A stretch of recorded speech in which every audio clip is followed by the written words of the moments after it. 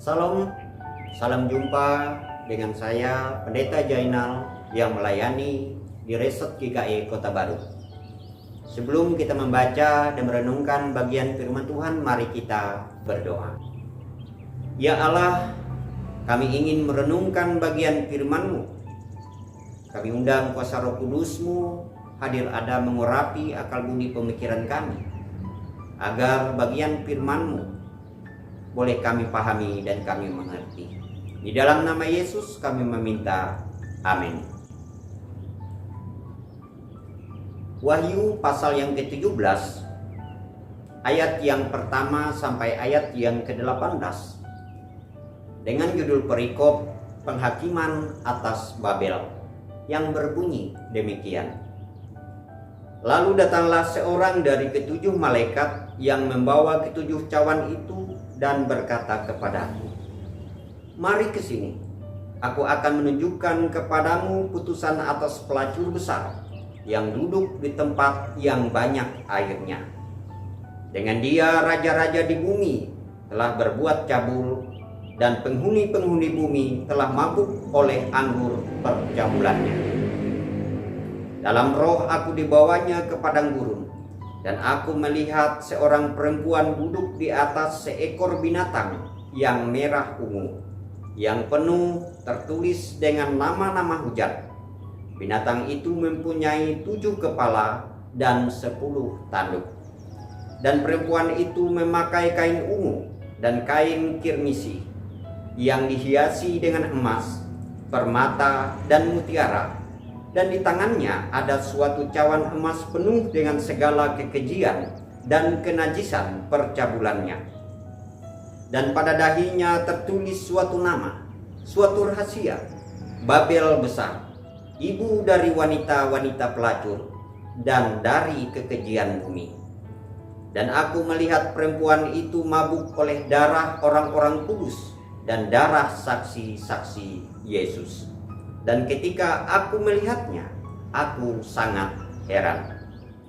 Lalu kata malaikat itu kepadaku, "Mengapa engkau heran? Aku akan mengatakan kepadamu rahasia perempuan itu dan rahasia binatang yang memikulnya. Binatang yang berkepala 7 dan bertanduk 10 itu. Adapun binatang yang telah kau lihat itu telah ada namun tidak ada. Ia akan muncul dari jurang maut, dan ia menuju kepada kebinasaan.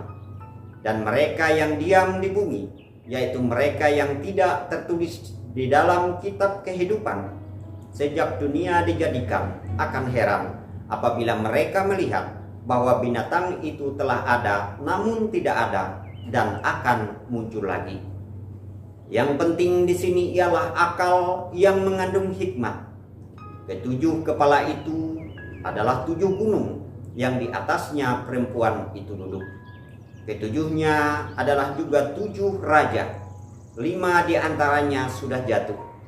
Yang 1 ada dan yang lain belum datang. Dan jika ia datang, ia akan tinggal seketika saja. Dan binatang yang pernah ada dan yang sekarang tidak ada itu, ia sendiri adalah raja ke-8. Dan namun demikian 1 dari ke-7 itu, dan ia menuju kepada kebinasaan. Dan ke-10 tanduk yang telah kau lihat itu adalah 10 raja yang belum mulai memerintah, tetapi 1 jam lamanya mereka akan menerima kuasa sebagai raja bersama-sama dengan binatang itu. Mereka seia sekata, kekuatan dan kekuasaan mereka berikan kepada binatang itu. Mereka akan berperang melawan anak domba, tetapi anak domba akan mengalahkan mereka, karena ia adalah Tuan di atas segala tuan dan raja di atas segala raja. Mereka yang bersama-sama dengan dia juga akan menang, yaitu mereka yang terpanggil, yang telah dipilih, dan yang setia. Lalu ia berkata kepadaku, "Semua air yang telah kau lihat, di mana pelacur itu duduk, adalah bangsa-bangsa dan rakyat banyak dan kaum dan bahasa. Dan ke-10 tanduk yang telah kau lihat itu serta binatang itu akan membenci pelacur itu, dan mereka akan membuat dia menjadi sunyi dan telanjang, dan mereka akan memakan dagingnya dan membakarnya dengan api. Sebab Allah telah menerangi hati mereka untuk melakukan kehendak-Nya dengan seia sekata, dan untuk memberikan pemerintahan mereka kepada binatang itu, sampai segala firman Allah telah digenapi. Dan perempuan yang telah kau lihat itu adalah kota besar yang memerintah atas raja-raja di bumi. Saudara-saudara yang dikasihi dan diberkati oleh Tuhan Yesus Kristus, nas kita pada saat ini menggambarkan situasi kondisi yang dihadapi manusia di dalam sejarah hidupnya. Dari sejak awal, upaya manusia untuk menyamai Allah terus dilakukan melalui akal budinya. Melalui akal budinya, manusia menciptakan dan membuat segala sesuatu yang berguna dalam hidupnya. Akan tetapi, apa yang dibuat berdasarkan akal budi itu memiliki kecenderungan ketika dalam pertumbuhan dan perkembangannya, yaitu mengarah pada upaya agar manusia lainnya tunduk kepada dirinya. Hal inilah ibu bapak, saudara-saudara yang dikasihi oleh Kristus Yesus, yang membuat manusia itu mengarah pada kepentingan, keperluan, bahkan egonya sendiri. Manusia yang terdiri dari orang-orang tentunya memiliki keinginan yang berbeda. Keinginan yang sama berbeda pada masing-masing orang. Siapa yang kuat? Dia yang berkuasa. Siapa yang lemah? Ia harus tunduk, suka atau tidak. Lambat laun, ibu bapak, saudara-saudara, keinginan itu dibuat dalam satu sistem, di mana sistem itu memungkinkan kekuasaan dan kekuatan itu menjadi cara untuk menunduk sesama manusia.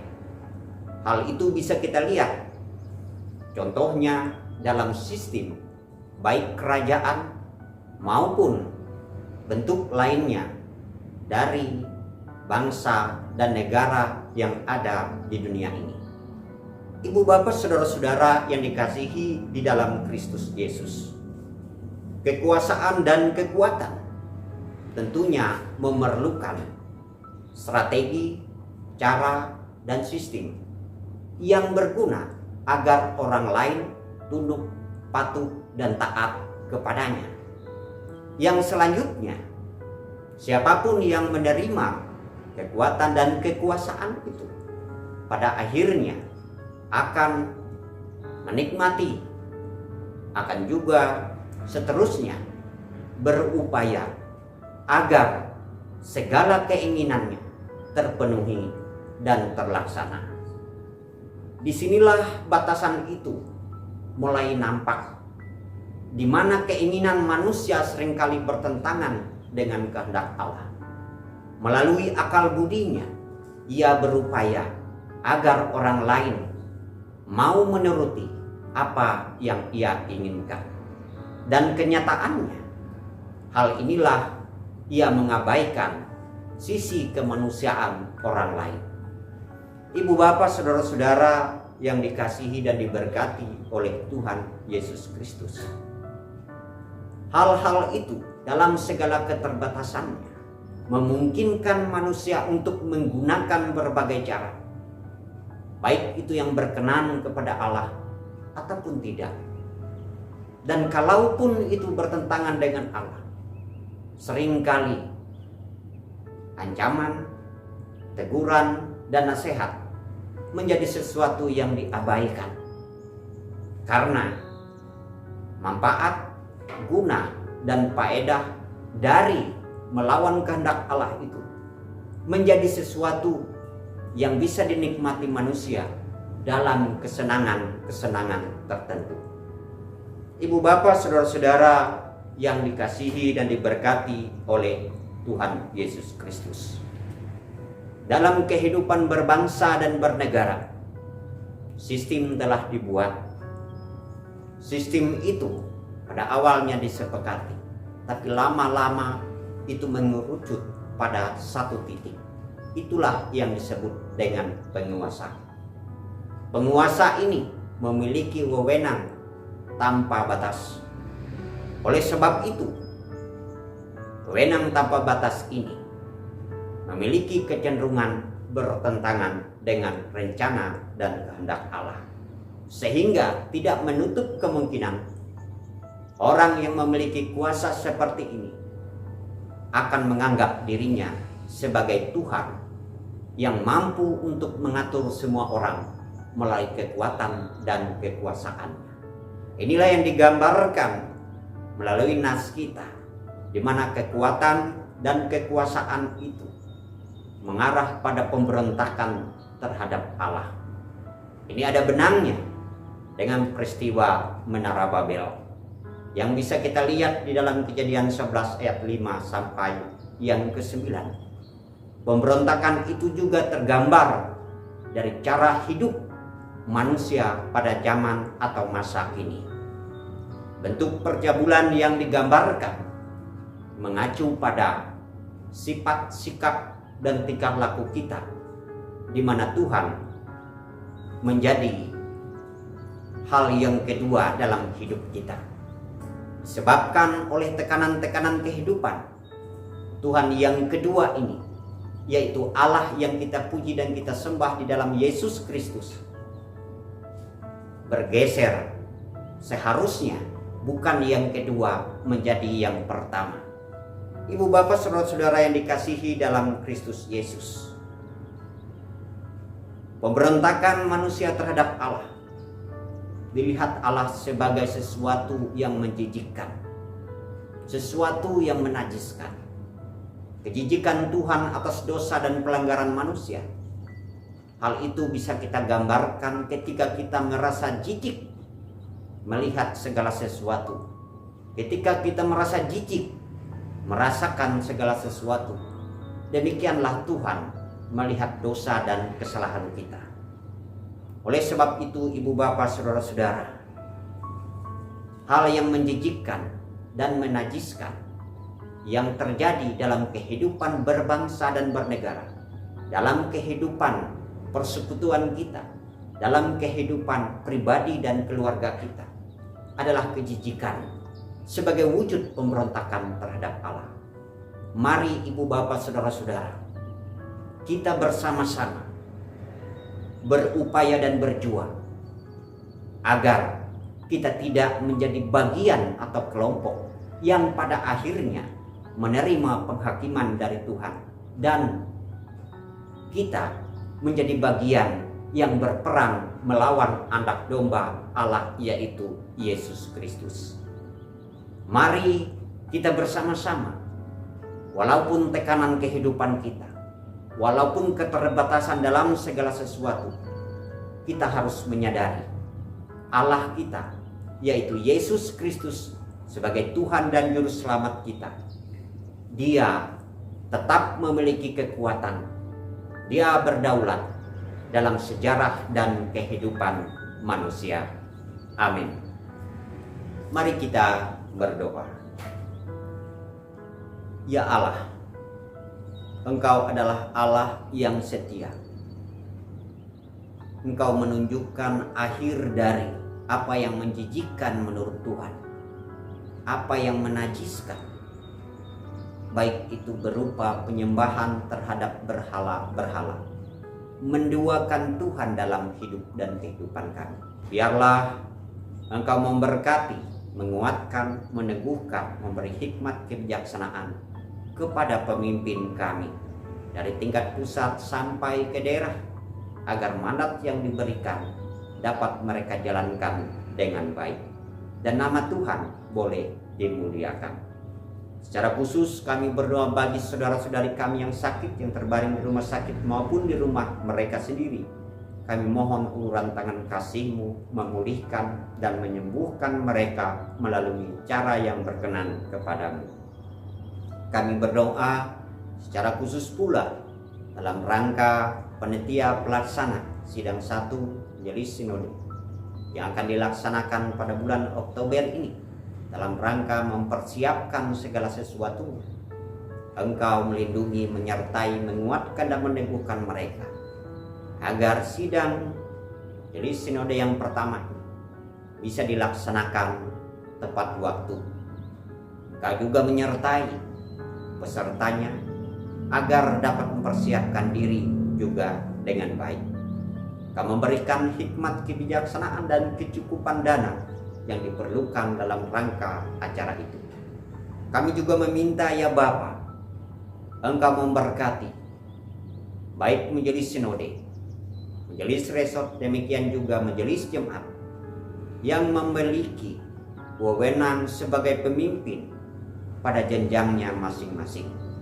Biarlah hikmat kebijaksanaan Engkau memberikan agar dapat membawa gereja Kalimantan Evangelis menuju kemandirian. Itu semua ya Allah Bapa kami pohonkan. Hanya kekuatan daripadamu yang memampukan untuk terlaksana sampai masa dan waktunya. Bapa kami yang ada di surga, dikuduskanlah namamu. Datanglah kerajaan, jadilah kehendak-Mu di bumi seperti di surga. Berikanlah kami pada hari ini makanan kami yang secukupnya, dan ampunilah kami akan kesalahan kami, seperti juga kami mengampuni orang yang bersalah kepada kami. Dan janganlah bawa kami ke dalam pencobaan, tapi lepaskanlah kami daripada yang jahat. Karena Engkaulah empunya kerajaan dan kuasa dan kemuliaan sampai selama-lamanya. Amin.